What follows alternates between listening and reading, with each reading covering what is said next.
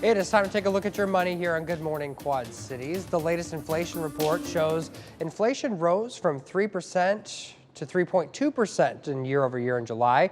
That's much lower than the peak that was last June, but still has many people asking what is behind the jump. So joining us is our financial expert, Mark Ravicheski from the Quad Cities Investment Group. Thank you so much for joining us. So, yeah, good morning. Why do you think that jump was there after 12 months of declines? Sure. Well, after, like you said, 12 consecutive months, if you take a deeper dive into this latest inflation data, there's still a number of cautionary flags that indicate this fight against inflation is far from over. As I've been cautioning people for quite some time now, one of the main reasons for this decline in inflation over the last 12 months has been a decline in energy prices. If you look at what's called core inflation, David, which excludes the more seasonal and volatile food and energy prices, if you exclude that from the inflation calculation, the rate of inflation would jump from 3.2 up to 4.7. Likewise, if you were to exclude energy prices only from the inflation calculation, again, inflation jumps from 3.2 to 4.7. This right here, David, in my opinion, conveys that outside the realm of these lower energy prices, inflation is still quite rampant throughout the rest of the economy. But now those lower energy prices, David, which again helped drive inflation lower over the last 12 months, these lower energy prices are now starting to rise. On Wednesday, the price for a barrel of crude oil just reached a new 9-month high. Wow. That is not what we wanted to hear. But I think that then makes the question, how does this latest report impact the Federal Reserve's decisions on raising interest rates?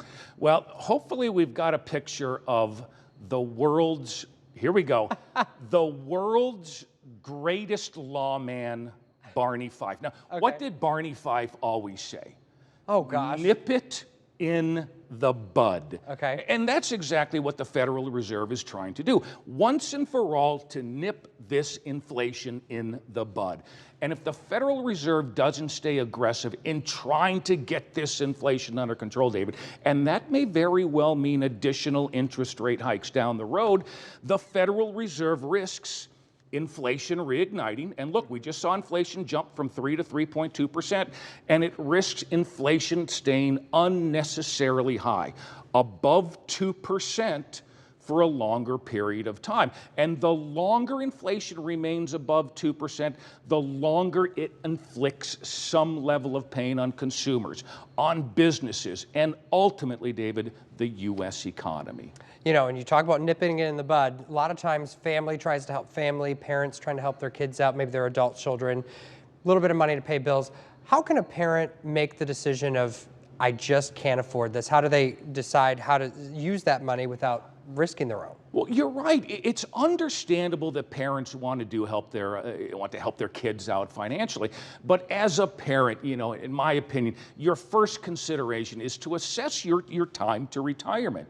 If you're, say, 10 to 15 years away from retiring, you've essentially got those 10 to 15 years to rebuild your wealth.